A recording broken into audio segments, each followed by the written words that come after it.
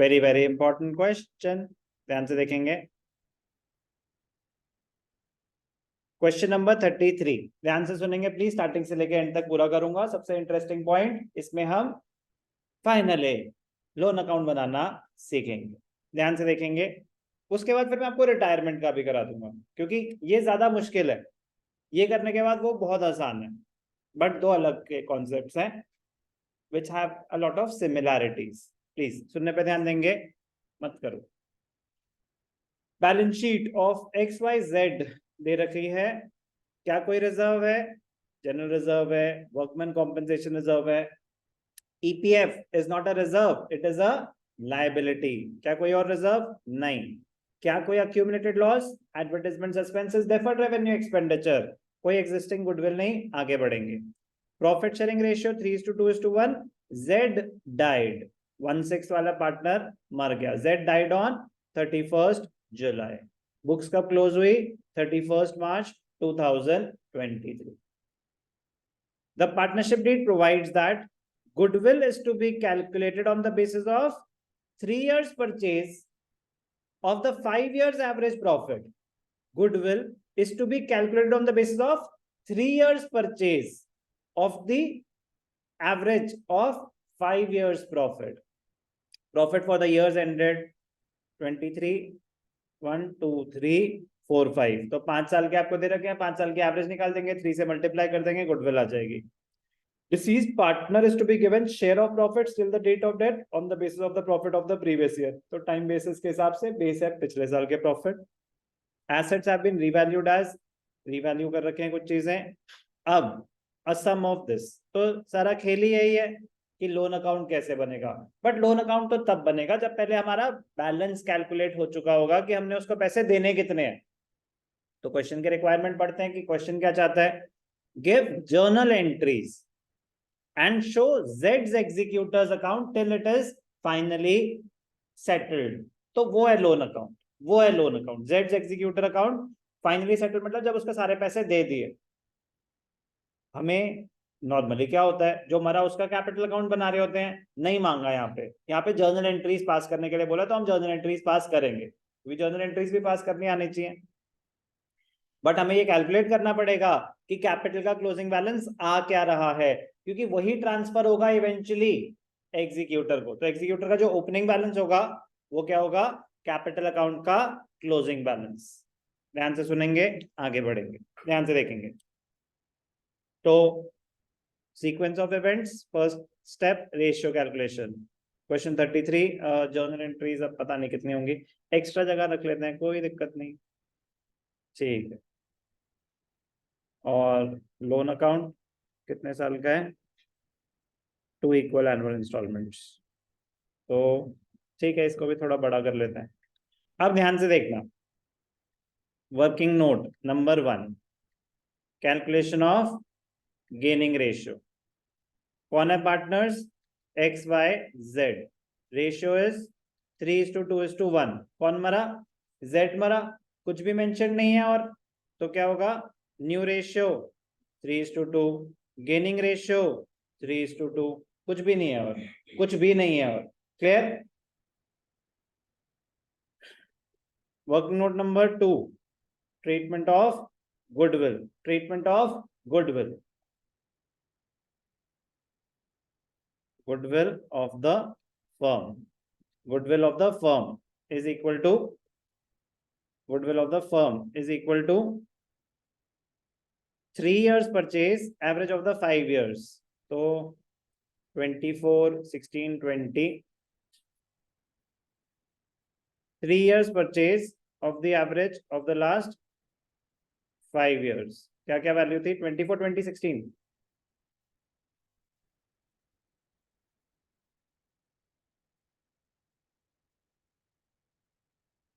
24, 16, 20, 10, 5।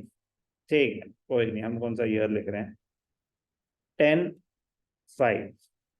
तो average of the 5 years, 3 years purchase, so 3 into 44, 50, 60, 70, 75 divided by 5, 15,000। तो क्या हो जाएगा? 45,000 फर्म की गुडविल। कौन मरा? जेड। तो Z share is 1/6 45 divided by 6 7 742 36 7500 45,000 divided by 6 7500। कौन देगा इसको? एक्स और वाई। किस रेशियो में देंगे? 3:2। 5 15 15 3 जा 45 15 2 जा 30। Treatment of goodwill done. तो एंट्रीज भी साथ साथ ही पास कर लेते हैं। रेशियो कैलकुलेशन की तो कोई एंट्री होती नहीं। ये सारी एंट्रीज कब पास होंगी? कभी हमारा 31 जुलाई। तो टू था जादू 2023 जुलाई 31। कौन मरा है? जेड। तो X's capital account debited, Y's capital account debited to जेड्स कैपिटल अकाउंट। कितना मिल रहा है उसको? 7500 4500 3000। नरेशन आ जाएगी। Goodwill compensation given by the gaining partner to the sacrificing partner. Ratio calculation done, treatment of goodwill done. Next treatment of reserves. General reserve है okay. Workman compensation reserve, assets stock debtors furniture plant machinery building, कोई claim नहीं है, कोई claim नहीं है। दोनों free reserves हैं, दोनों फ्री रिजर्व्स हैं। General reserve, workman compensation reserve. आप एक एक करके भी एंट्री पास कर सकते हैं, आप एक एक करके भी एंट्री पास कर सकते हैं, आप कंबाइंड एंट्री भी पास कर सकते हैं कि workman compensation reserve debited, general reserve debited to XYZ। आपकी मर्जी है। आप एक कन्वीनियंट रखना चाहते हैं, आप एक एक करके कर सकते हैं। आप क्योंकि दोनों में कोई एडजस्टमेंट नहीं है, आप उसको क्लब कंपाउंड एंट्री भी पास कर सकते हैं। अलग अलग करके दिखा दो। Workman compensation reserve debited to X's capital, Y's capital, जेड्स कैपिटल। कितना था वर्कमैन कॉम्पनसेशन रिजर्व? दोनों बेसिक्स है 6000। तो 3:2:1 3:1 आए, कम पड़ेगी जब। चलो कोई, थोड़ा स्क्वीज करते हैं।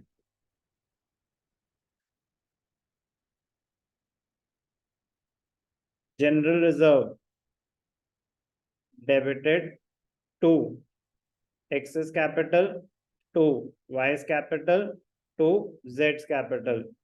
फिर 6000 3:2:1। कोई डाउट? कोई भी डाउट? ठीक है जी। नेक्स्ट आपका ये हो गया, ये हो गया, रिजर्व हो गया। एडवर्टाइजमेंट सस्पेंस अक्यूमुलेटेड लॉस है, इसको डेबिट कर देंगे पार्टनर्स को। Same date. X's capital debited, Y's capital debited, Jades capital debited to advertisement suspense 6000 3:2:1। कोई भी डाउट? कोई भी डाउट? रिवैल्यूएशन जगह कम पड़ेगी। Treatment of goodwill done, share of profit निकाल लेते हैं।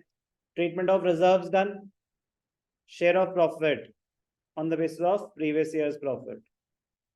तो working note number 3, calculation of share of profits till the date of death. Z share of profits कितना है on the basis of previous year? Previous year क्या था? 24,000। और कब मरा है वो? जुलाई में 31 या 1? 24,000 अगर पूरे साल का है, 31 मतलब अप्रैल में जून जुलाई, जुलाई पूरा काम किया तो 4 मंथ्स का प्रॉफिट कितना होगा? और जेड का क्या है? 1/6। तो 4338 8000 डिवाइडेड बाय 6 1333 1333। इसकी एंट्री क्या होगी? Profit and loss suspense account debited to Z's capital account 1333। Journal तो छोटा पड़ गया, कोई बात नहीं।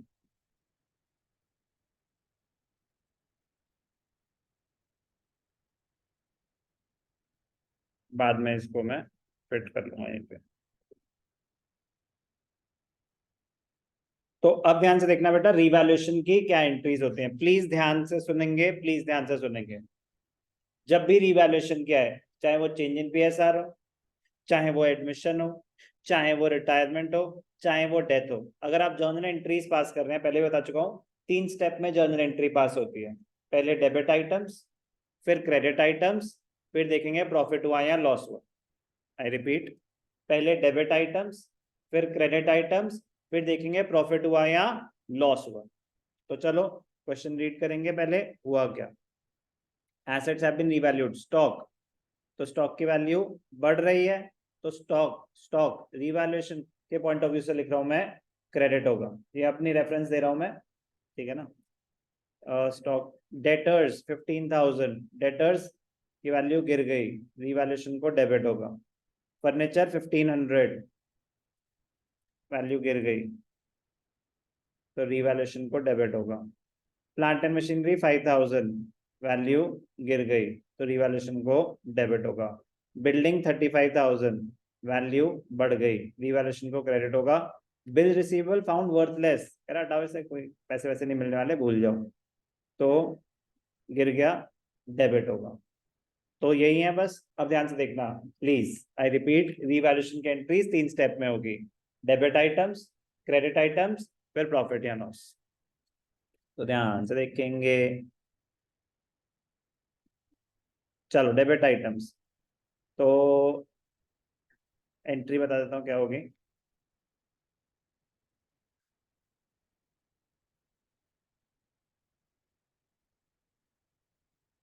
सब अभी भी जुलाई 31 को हो रहा है। Revaluation account debited, revaluation account debited कितने से, अभी थोड़ी ना पता है आपको, करेंगे डेबिट एक एक करके। तो डेबिट आइटम्स क्या क्या है, जिस ऑर्डर में उन्होंने दिए हैं, कोई फर्क नहीं, तो चलो कोई नहीं। स्टॉक क्रेडिट हो रहा है उसको, ठीक है। Debtors, furniture, plant and machinery और bills receivable. Debtors, furniture, plant machinery, bills receivable. Debtors, plant and machinery, furniture, bills receivable. Bills receivable 600 से कम हो रहे हैं, डेटर्स 15, डेटर्स 1000 से, फर्नीचर है पहले, कोई बात नहीं ध्यान देंगे, फर्नीचर 500 से, फर्नीचर 500, एक एक करके चलो आराम आराम से। डेटर्स कितने हैं, 1500, तो डेटर्स कितने हैं, 1000 से कम हो रहे हैं, फर्नीचर कितने से कम हो रहा है, 500। प्लांट एंड मशीनरी के बारे में क्या बोला, 5000, 1500 से कम हो रहा है। समझ आ रहा है क्या बोल रहा हूँ, ठीक है। 2500, 3000, रिवैल्यूएशन डेबिटेड 3600। अब क्रेडिट आइटम्स, तो क्रेडिट आइटम्स कौन से बचे, आपका एक स्टॉक है और क्या है, बिल्डिंग। तो stock account debited, building account debited to revaluation. Entry लिख लेते हैं पहले, stock account debited, building account debited to revaluation. Stock की क्या वैल्यू हो गई, स्टॉक की नई वैल्यू है 10, पहले क्या थी 9, 1000 से बढ़ रहा है। और क्या है, बिल्डिंग 35, 1 और 5 6, 1 5 6, रिवैल्यूएशन डेबिट 36, क्रेडिट तो 2400 का प्रॉफिट है, प्रॉफिट पार्टनर्स में डिस्ट्रीब्यूट हो जाएगा। एंट्री क्या होगी, revaluation account debited to X's capital, Y's capital, जेड्स कैपिटल। कितना प्रॉफिट है, 2400, 2400 मतलब 3 to 6, 6 4, 4 3 जा 4 2 जा, ठीक है, क्लियर, रीवैल्यूएशन डन। तो मेरे ख्याल से सब कुछ हो गया। अब ratio calculation done, treatment of goodwill done, treatment of reserves done, share of profit done, revaluation of assets and liabilities done. अब ध्यान से देखना, बहुत ही मजेदार पॉइंट, बहुत ही मजेदार पॉइंट, ध्यान से देखेंगे।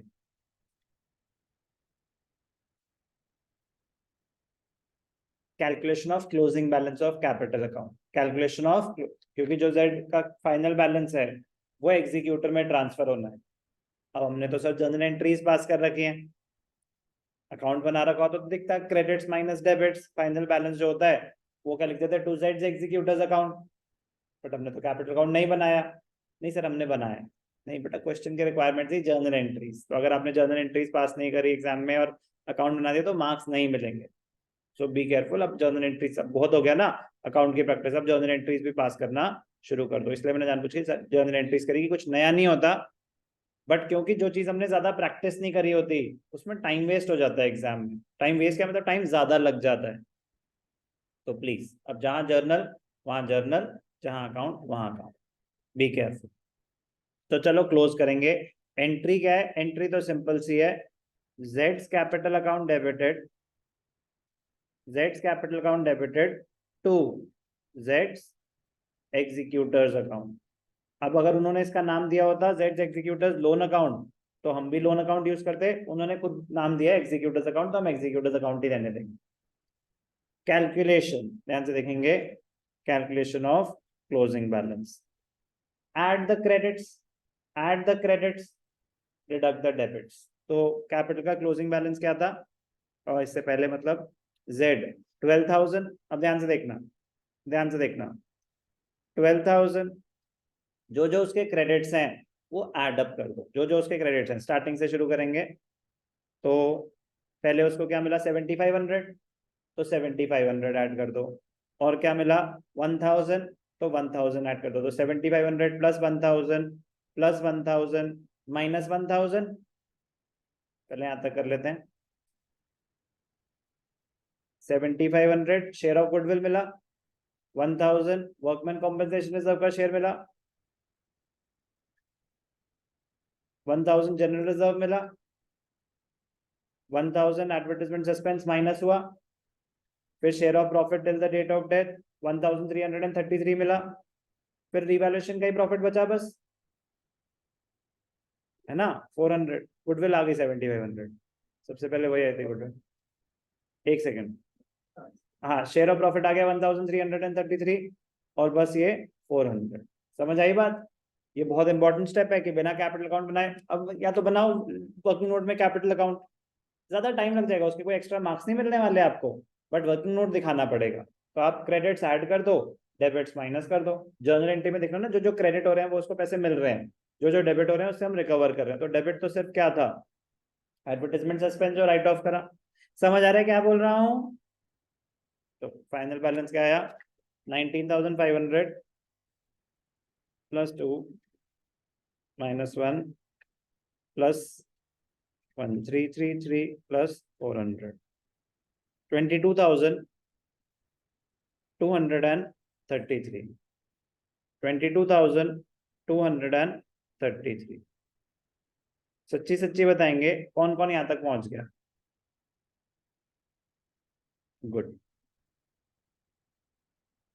यहां तक मैंने कुछ भी नया नहीं बताया, यहां तक मैंने कुछ भी नया नहीं बताया, बट सब कुछ रिवाइज हो गया। डेथ में जर्नल एंट्री आने के चांसेस 90% से ज्यादा है, डेथ में जर्नल एंट्री बेस्ड क्वेश्चन आने के चांसेस 90% से ज्यादा है। जर्नल एंट्रीज क्लियर है सारी, ठीक है। अब जो नया पार्ट, अब जो नया part, executors loan account, executors loan account.